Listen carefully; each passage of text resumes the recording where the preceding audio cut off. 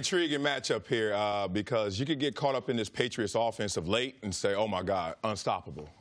If you look at them putting up 38, 38, 43, you're like, ooh. And then you start to look at who they played on defense, and it kind of makes you say, let me pause on that, right? But then you Miami, Indy, Kansas City. Yeah, Miami, Indy, Kansas City. What's that? 23, 25, 32nd ranked defenses. So not so great there, but it's still Tom Brady. It's still him finding a running game and Sony Michel and James White. It's him having a Josh Gordon stretch the defense, and that does wonders for an offense because the imagination of a defense is we want to make sure we control tempo, we control dynamics.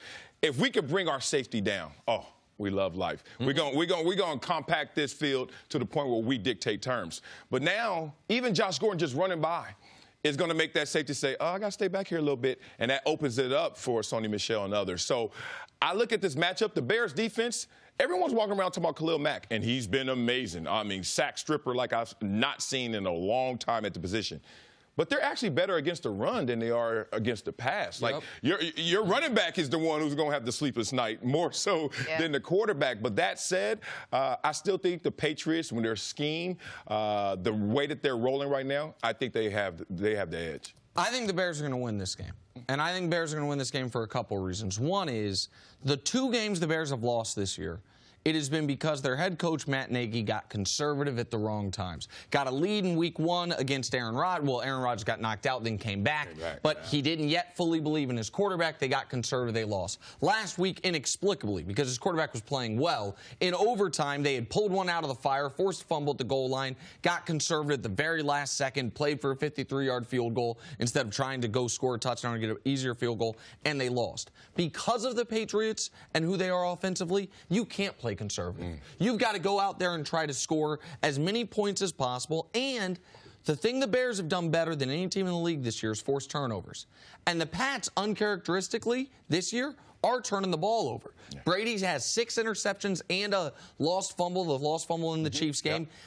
And you're right, it's not just Khalil Mack. I'm going to bring up this name, Roquan Smith. Remember what the Patriots did to Travis Kelce. They had Dante Hightower just knock him off his route every play of the game, essentially. Roquan Smith might be doing that to Gronk. Not covering Gronk, but misdirecting Gronk. That is a big thumper at the University of Georgia, top 10 pick, not to mention Leonard Floyd. Like, the Pats' offensive line has been good.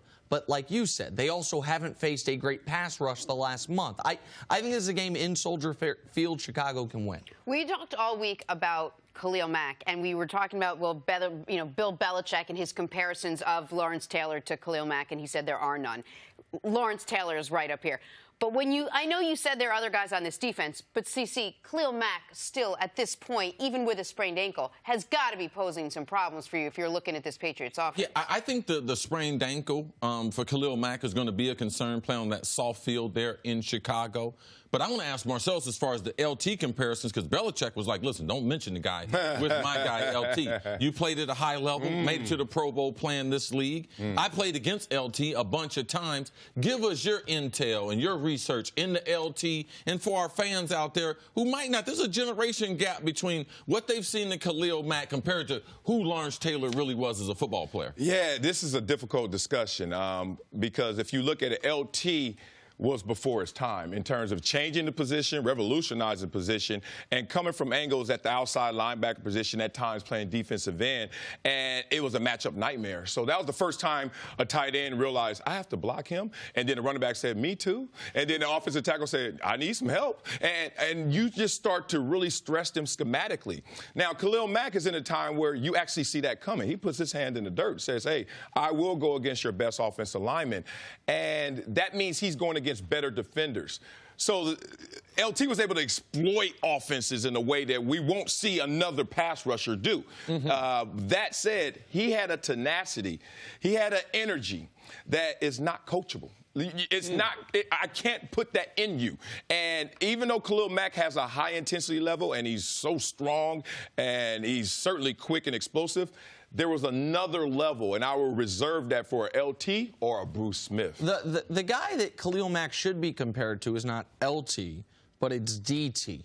Derek Thomas. There you go. I mean, the late, great Derek Thomas died tragically in a car accident during the prime of his career. Like, Derek Thomas made the strip sack famous. Like, Lawrence Taylor made almost everything famous, but Derek Thomas, that was his signature play, coming around the edge and hacking down at the quarterback's arm, something Khalil Mack did in the first 4 games of this season, each and every game. Like, that's the player that I think is a more tangible, reachable, touchable goal for Khalil Mack. Yeah, I think the words on LT are perfect. The comparison to Derek Thomas, as far as body type, I would say they match up more so than LT. But let's give Chicago Bears and this organization credit. They went out. A lot of people talked about it. Rams talked about it, potentially. Jets talked about it. They went out and made the trade and believed in Khalil Mack, gave him the contract. This is a franchise on the uptick. If they can get Nagy to figure out that quarterback position, they're going to be a dangerous team Sunday for New England, but they're going to be a dangerous team moving on into the future in the NFC North.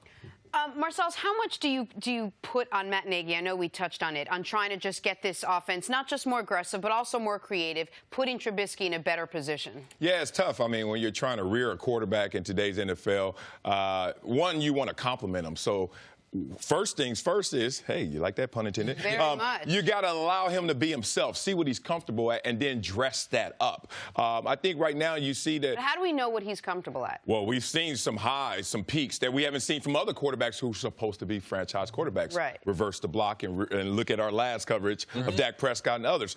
Here's the thing I love about Mitch. He can make all the throws. He's a big guy in the right place. Soldier Field, elements, adversity. You're going to deal with conditions. This is a guy that can withstand that. The thing about him that he needs now is to just feel comfortable. And it's weird. It's cliche. That light has to turn on. That game has to slow down. And it seems like it is at a rapid pace. It'll be a quarter. He'll look like your guy. And then like 8 minutes or something, I could see. He's frantic. He's back to moving around. Okay. It's almost like you're living in your own head and you're creating your own opponents. You got to realize that there's only one team out there that you got to face, not this one up here. That hysteria that calms down over time. But what Trubisky has going for him, and we don't talk about the Bears in this light as much because they have Khalil Mack and Roquan Smith and Akeem Hicks and Leonard Floyd.